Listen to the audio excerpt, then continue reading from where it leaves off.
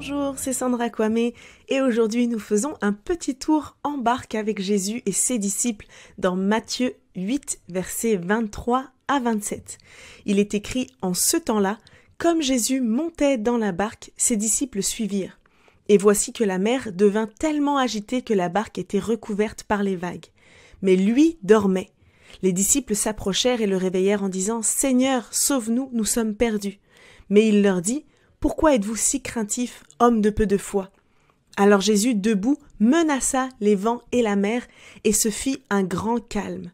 Les gens furent saisis d'étonnement et disaient « Quel est donc celui-ci pour que même les vents et la mer lui obéissent ?» Dans ce passage, nous retrouvons les disciples qui, malgré le fait qu'ils étaient des marins expérimentés et qu'ils avaient assisté à plusieurs miracles avec Jésus, pourtant prirent peur au milieu de la tempête alors que Jésus était avec eux. Et il nous arrive si souvent d'être malheureusement comme eux. Nous avons vu Jésus agir dans notre vie, nous avons expérimenté sa puissance et son amour et pourtant, la peur nous saisit lorsqu'une tempête s'abat sur nous.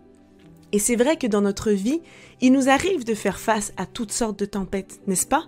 Il y a des tempêtes de doute, il y a des tempêtes de maladie, des tempêtes de chagrin, des tempêtes de tentation, des tempêtes de pauvreté, des tempêtes d'inquiétude, des tempêtes de critiques que l'on reçoit en pleine figure.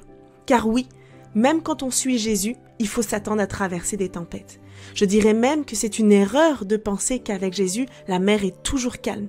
Ce passage justement en est la preuve. Il y a tellement de gens qui pensent, à tort, que suivre Jésus est la garantie de ne pas voir de tempête s'abattre sur eux et qui malheureusement vont se mettre en colère contre lui dès qu'ils vont en vivre une. Leur foi va être autant chambranlante que la barque secouée par les vagues. Une relation avec Jésus sans tempête, ça n'existe pas. Et non, la foi n'est pas une assurance contre les tempêtes de la vie. Les tempêtes font partie de la vie. Mais voici la chose qu'il faut retenir, c'est que Jésus est avec nous au milieu de nos tempêtes. Lorsque nous comprenons qui il est, nous prenons conscience qu'il peut maîtriser aussi bien les orages de la nature que ceux de notre cœur troublé. La puissance qui a permis à Jésus de calmer la tempête est la même puissance qui nous aide à apaiser celle de notre vie. Alors aujourd'hui, fais confiance à Jésus alors qu'il se tient à tes côtés. Cesse d'avoir peur et permets-lui d'intervenir dans ta vie. Demande-lui de te venir en aide dans la situation que tu traverses et de calmer tes tempêtes. Oui, Jésus est tout puissant et il est le même hier, aujourd'hui et pour toujours. Sois béni.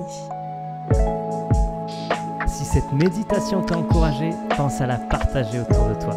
Pour nous retrouver chaque jour, abonne-toi et active la cloche.